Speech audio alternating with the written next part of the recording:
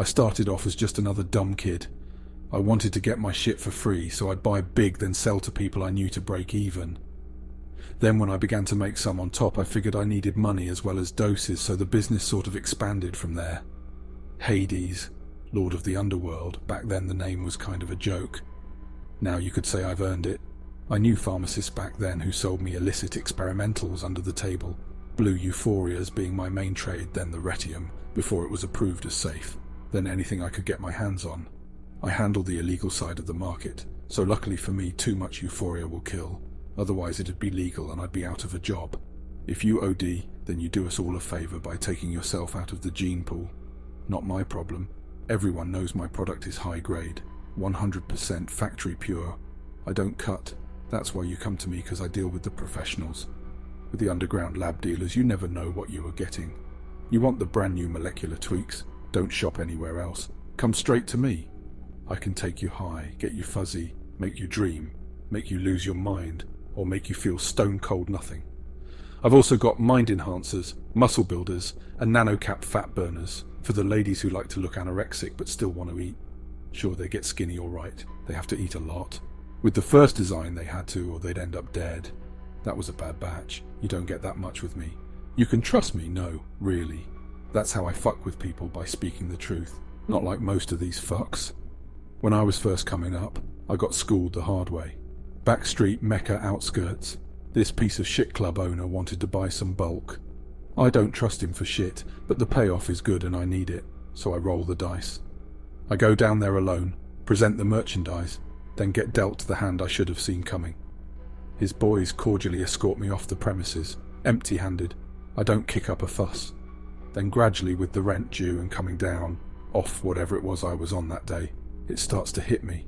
I can't stand getting ripped off, and this time I'm done taking it next time I see that motherfucker, so I dose out again and forget about it. Until this one night I'm out at a bar drinking and I see him, he doesn't see me. He's got his whole crew around, but that doesn't faze me. He finishes his drink and makes for the men's room. I follow. Inside, his back is turned and something clicks inside. I'm just bam. I crack his skull against the ceramic. He's a small fucker, but this doesn't take him down, and turning round he can't believe it's me. We grapple from wall to wall in an ugly, intense and claustrophobic dance. It goes on until eventually I'm bending his interlocked fingers on both hands, right back to breaking point, forcing him down to his knees, with a look of fear now in his eyes. And I'm screaming, "You owe me!" in some evil voice that didn't even know I had. Suddenly his boys burst in, grabbing me. My arms are pulled back and now he's all tough again. I take a punch to the face that my kid sister could rival, but shaking free the big guns come out, and I'm getting kicks off his goons that push me out the door and back into the bar. I make a break for it and run out into the street.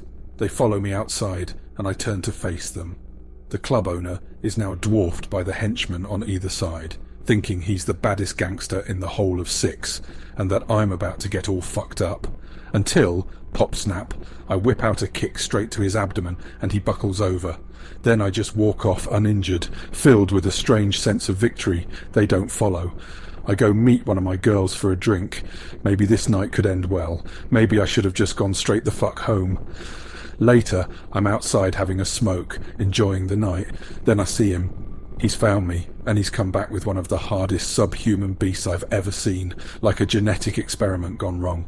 It comes at me, and I back down some steps whilst receiving a kick to the face. Fuck this shit, I'm gone. So I run off. A bottle flies past my head, glass shattering against the wall as I escape unscathed. I make a promise to myself not to smoke crystallized ret again, or at least to cut down. Many nights pass and the heat dies down, or so I'd thought. One night I'm out on the street and he's there with his people.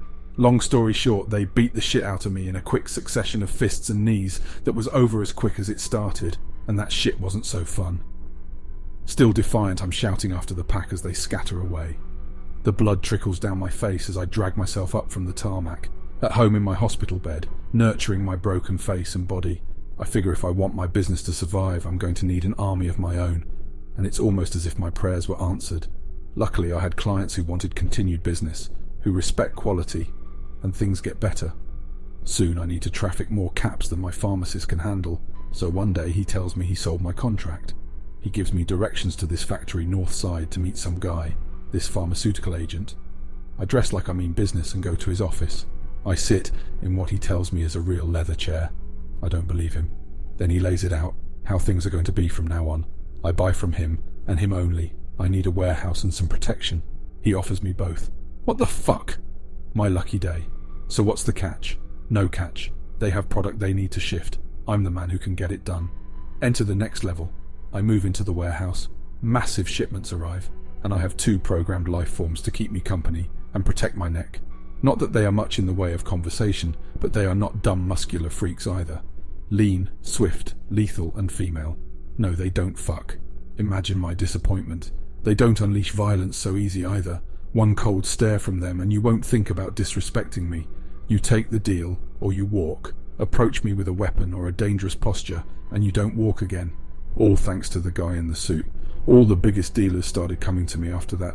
I had the connections and I had the quality. But as I rose up, I got word that piece of shit club rat wanted to have me done. Apparently we weren't even cause now he couldn't have me competing with his low-grade meds. Though this time he wasn't going up against just me or my security. He was going up against the corporation, and the dumb fuck didn't even realize. Once they got intel of his sideline and dirty labs, narcotics squad moved in. Quality control killed 9 and suffered no casualties. Then he got sent down to the core. Prison didn't have so many friends. Word on the street is he was beaten to death within the first week. People really shouldn't fuck with me. That's why they call me Hades.